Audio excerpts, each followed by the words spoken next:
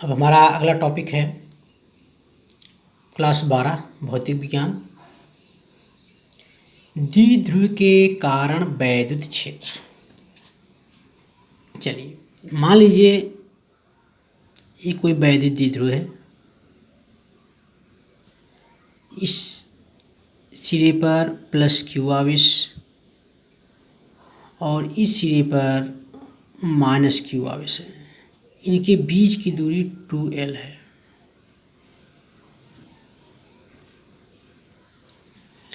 इस द्विध्रुव के कारण हमको वैद्युत क्षेत्र ज्ञात करना है। तो द्विध्रुव के चारों तरफ हर स्थान पर वैद्युत क्षेत्र अलग अलग होंगे, क्योंकि हर पॉइंट, क्योंकि जिस भी पॉइंट पर हम लोग वैद्युत क्षेत्र ज्ञात करेंगे वह पॉइंट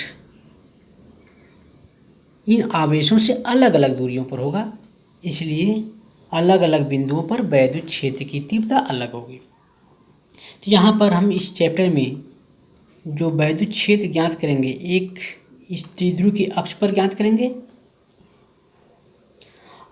यानी इसकी जो अक्ष है, इसके अक्ष पर कहीं भी, चाहे प्लस माइनस की तरफ, प्लस आवेश की तरफ या माइनस आवेश की ओर, कहीं भी हम लोग ज्ञात करेंगे। दूसरा हम लोग इसको निरक्ष पर, निरक्ष का मतलब होता है द्विध्रुव के मध्य बिंदु से द्विध्रुव के अक्ष के लंबवत जो रेखा हो गई उसको निरक्ष कहते हैं। तो निरक्ष की बात हम आगे बताएंगे। सबसे पहले हम अच्छी स्थिति में ज्ञात करेंगे वैद्युत क्षेत्र की तीव्रता अच्छी स्थिति में।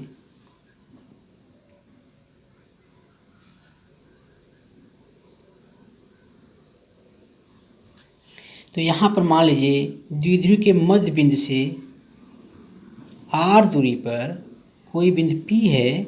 इस बिंदु P पर हमें वैद्युत क्षेत्र की तीव्रता ज्ञात करनी है। ये बिंदु P है, ये द्विध्रुव है, प्लस क्यू आवेश माइनस क्यू आवेश। द्विध्रुव के मध्य बिंदु O से r दूरी पर कोई बिंदु P है और बिंदु P पर हमें वैद्युत क्षेत्र की तीव्रता ज्ञात करनी है। अब बिंदु P पर जो वैद्युत क्षेत्र होगा प्लस आवेश के कारण भी होगा और माइनस आवेश के कारण होगा। तो चलिए प्लस आवेश के कारण कैसा होता है, माइनस आवेश के कारण कैसा होता है। मान लीजिए बिंदु P पर वैद्युत क्षेत्र की तीव्रता माइनस आवेश के कारण Q1 है। माना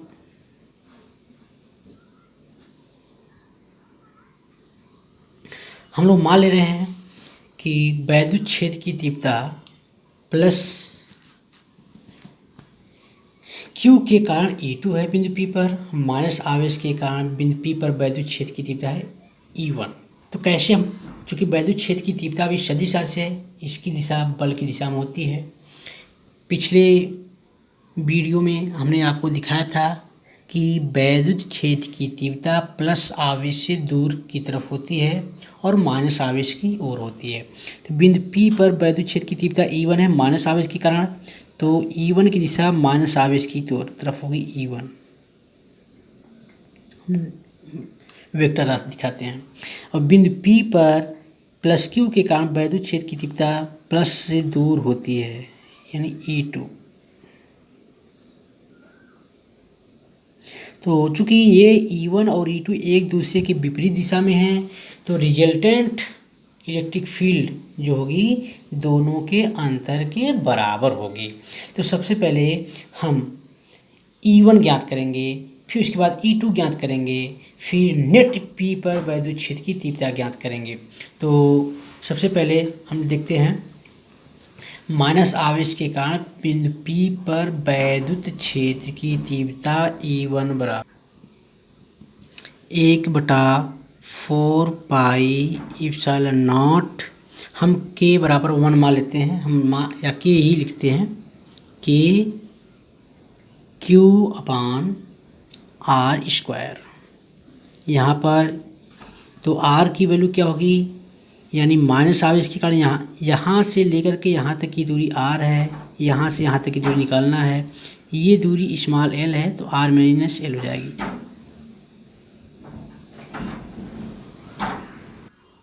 इसे हम लोग इक्वेशन 1 बना लेते हैं। प्लस Q के कारण बिंदु P पर वैद्युत क्षेत्र की तीव्रता E2 बराबर हो जाएगा 1/4 pi epsilon not K Q/r²। यहाँ याद रखेंगे प्लस क्यू से पी की दूरी, यहाँ इसके मध्य बिंदु तक दूरी r है, इतना l है, तो r प्लस एल हो जाएगा, r प्लस एल का होल स्क्वायर। इसको इक्वेशन नंबर 2 बना लेते हैं। तो बिंदु P पर नेट वैद्युत क्षेत्र की E बराबर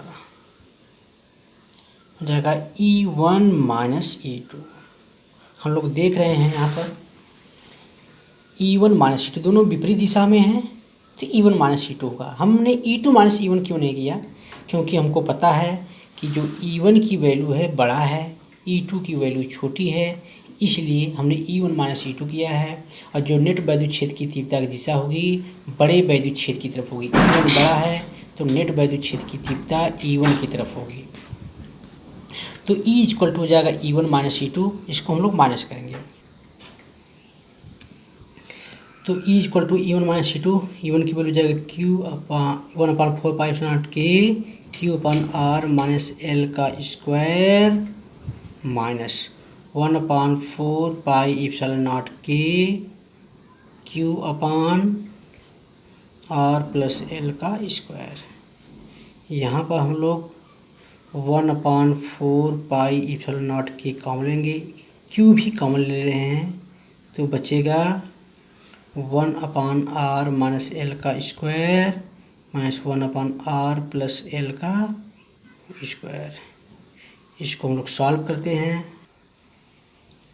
हो जाएगा 1/4 पाई नॉट के जो Q कॉमन हो जाएगा 1/r माइनस एल का whole square minus 1/r plus L का होल स्क्वायर। फिर हमने क्रॉस मल्टीप्लाई किया है, हम जैसे फ्रैक्शन सॉल्व करते हैं, ट्रांसफॉर्म करेंगे r प्लस एल का whole square minus r minus L का whole square upon r minus L का whole square into r plus L का होल स्क्वायर। फिर इसके बाद इक्वल टू हो जाएगा E equal to 1/4 pi epsilon not K into Q bracket में हो जाएगा ये ऊपर हम सॉल्व जब कर लेंगे तो हो जाएगा 4LR अपान हो जाएगा R square minus L square का whole square equal to 1/4 pi epsilon not K into हम जानते हैं 2QL इक्वल टू होता है P, तो यहाँ से 2 बच जाएगा, हो जाएगा 2PR upon R square minus L square का होल स्क्वायर। तो ये नेट वैद्युत क्षेत्र की तीव्रता के लिए फार्मूला हो जाएगा E इक्वल टू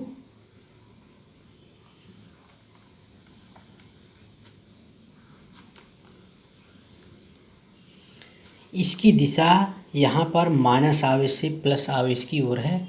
अगर हम लोग ये बिंदु P को माइनस आवेश की तरफ ना लेकर के हम लोग इस साइड में कहीं पर लेते यहाँ पर, तो फार्मूला तो वही होता, तो इसकी दिशा हमारा बदल जाती।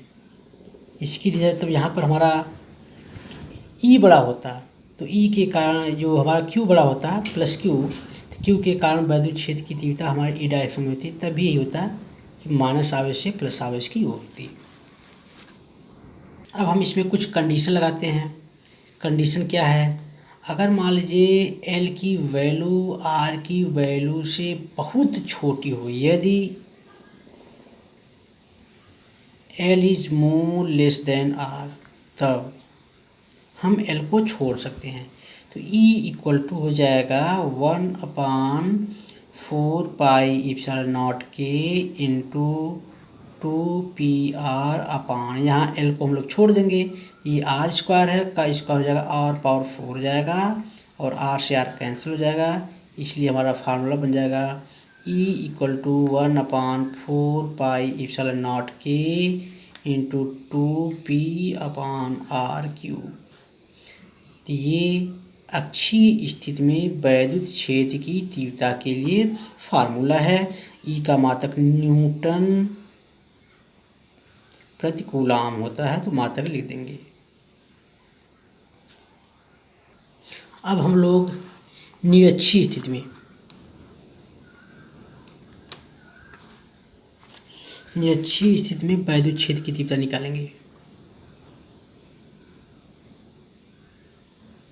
तो मान लीजिए ये कोई वैद्युत द्विध्रुव है, एक सिरे पर प्लस क्यू आवेश है, दूसरे सिरे पर माइनस क्यू आवेश है, और इसके मध्य बिंदु को मिलाने वाली ये रेखा है, ये कोई मध्य बिंदु O है। यहाँ से R दूरी पर कोई बिंदु P है, इसी बिंदु P पर वैद्युत क्षेत्र की तीव्रता ज्ञात करनी है। तो प्लस क्यू आवेश के कारण वैद्युत क्षेत्र की तीव्रता और माइनस क्यू आवेश के कारण वैद्युत क्षेत्र की तीव्रता हम लोग ज्ञात करेंगे। तो प्लस क्यू आवेश के कारण वैद्युत क्षेत्र की तीव्रता, प्लस क्यू को इस P से मिलाने वाली रेखा के अंदिश प्लस आवेश से दूर होती है। माइनस क्यू आवेश के कारण वैद्युत क्षेत्र की तीव्रता, माइनस क्यू को इस P से मिलाने वाली रेखा के अंदिश माइनस आवेश की ओर होती है। तो ये दो वैद्युत क्षेत्र की तीव्रताएं हैं, ये बिंदु P है। प्लस क्यू आवेश के कारण बिंदु P पर वैद्युत क्षेत्र की तीव्रता E2 मान ले रहे हैं, इसकी डायरेक्शन ये होगी, और माइनस क्यू के कारण बिंदु P पर वैद्युत क्षेत्र की तीव्रता हम E1 मान ले रहे हैं, इसकी दिशा ये होगी, माइनस आवेश की होती है। अब ये दोनों अगर बराबर दूरी पर हैं, यहाँ से पैरेलल हम लोग रेखा खींच दें और ये एंगल अगर थीटा माना जाए तो ये एंगल भी थीटा होगा और ये एंगल भी थीटा होगा। इस प्रकार से हम लोग अगर मान लें E1 और E2 के बीच का एंगल 2 थीटा है तो बिंदु P पर वैद्युत क्षेत्र की तीव्रता ज्ञात कर सकते हैं। तो सबसे पहले हम लोग प्लस क्यू के कारण, तो पहले प्लस माइनस क्यू आवेश के कारण बिंदु P पर वैद्युत क्षेत्र की तीव्रता, तो फार्मूला वही हो जाएगा 1/4 पाई एप्सिलॉन नॉट के क्यू अपान P से इस माइनस क्यू आवेश जो है, यहाँ हम A और B मान लेते हैं कि वैद्युत द्विध्रुव AB है। तो P से B की दूरी, P से B की दूरी हो जाएगी, ये दूरी अगर R है, ये L है, तो पाइथागोरस प्रमेय से PB की दूरी हो जाएगी √R² प्लस L², इसका होल स्क्वायर होता है, यानी 1/4 पाई एप्सिलॉन नॉट के क्यू अपान PB²। PB की वैल्यू होगी √R² प्लस L², तो इसका स्क्वायर करेंगे तो ये हो जाएगा, यहाँ रूट हट जाएगा। This implies E1 equal to हो जाएगा 1/4 पाई एप्सिलॉन नॉट के इंटू क्यू अपान R² प्लस L²। ये इक्वेशन नंबर 1 हो गया। इसी प्रकार प्लस क्यू आवेश के कारण बिंदु P पर वैद्युत क्षेत्र की तीव्रता, तो इसी प्रकार से प्लस क्यू आवेश के कारण बिंदु P पर वैद्युत क्षेत्र की तीव्रता E2 बराबर 1/4 पाई एप्सिलॉन नॉट के क्यू अपान R² प्लस L²। यहाँ से जो PB की दूरी है वही PA की दूरी है, इसलिए डिनोमिनेटर वही होगा जो इसका है। हम दोनों देख रहे हैं E1 और E2 बराबर हैं, लेकिन दिशा विपरीत है। इसको हम वेक्टर के नियम से जोड़ेंगे तो बिंदु P पर नेट वैद्युत क्षेत्र की तीव्रता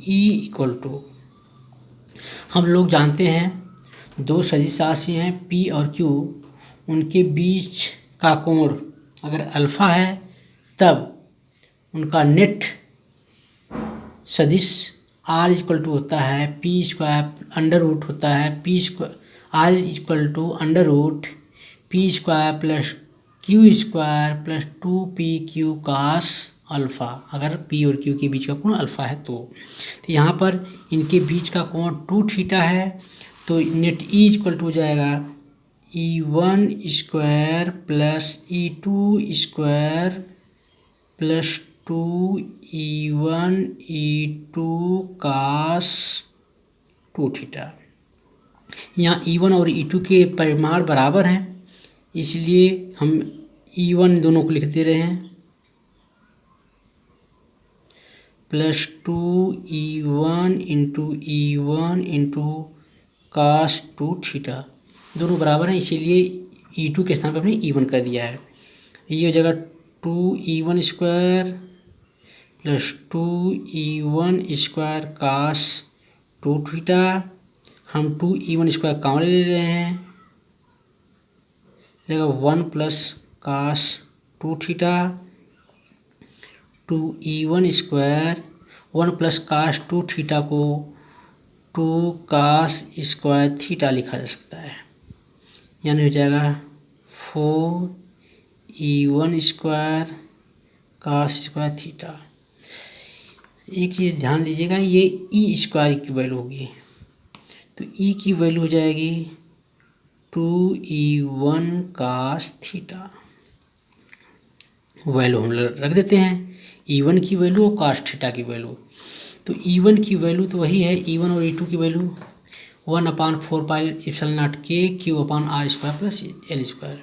तो जाएगा 2 into 1/4πε0k Q/r² plus L square.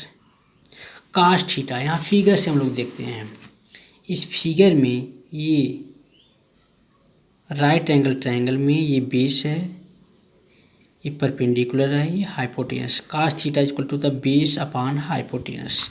Base हमारा L है क्योंकि टोटल लंबाई 2L थी।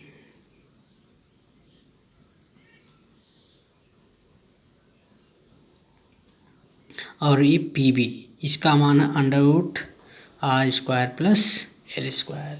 तो कास थीटा का मान होगा L अपान √r² प्लस L स्क्वायर। तो लिख देंगे कास थीटा के स्थान पे L अपान √r² प्लस L स्क्वायर। ऊपर है 2QL जिसको हम लोग P कहते हैं, इसलिए इसकी वैल्यू E इक्वल टू हो जाएगी 1/4πε0k P अपान, यह 1 पावर यहाँ पर है, 1/2 पावर यहाँ पर है, तो इसका मतलब ये बन जाएगा 3/2 पावर। तो इस प्रकार से E इक्वल टू हो जाएगा 1/4πε0k इंटू P अपान r² प्लस L स्क्वायर की पावर 3/2 न्यूटन पर कूलम। E का मात्रक न्यूटन पर कूलम होता है। और अगर यदि L is more less than R, तब हमें L को छोड़ सकते हैं, तो E इक्वल टू क्या हो जाएगा 1/4πε0k P अपान ये छूट जाएगा तो केवल r² बचेगा, उसकी पावर 3/2, 2 से 2 कट जाएगा, P अपान r³ हो जाएगा। इस प्रकार से वैद्युत क्षेत्र की तीव्रता हो जाएगी E equal to 1/4πε0k P upon r³ newton प्रति कूलम। चूँकि E एक सदिश राशि है तो यहाँ पर इसकी दिशा क्या होगी, इसकी दिशा वेक्टर नियम से हम लोग ज्ञात करेंगे। दो अगर बराबर वेक्टर हैं तो उनका जो परिणामी वेक्टर होता है उनके बीच की कोण को अर्धक करता है। तो यहाँ पर E1 और E2 बराबर सदिश हैं, इनके बीच का कोण 2 थीटा है, तो इनका रिजल्टेंट सदिश जो परिणामी सदिश होगा E डायरेक्शन में होगा, यानी जो वैद्युत द्विध्रुव है द्विध्रुव के अक्ष के समांतर होगा, प्लस आवेश से माइनस आवेश की ओर होगा। इस प्रकार से हम लोग वैद्युत द्विध्रुव के कारण वैद्युत क्षेत्र की तीव्रता हमने ज्ञात कर लिया। Thank you.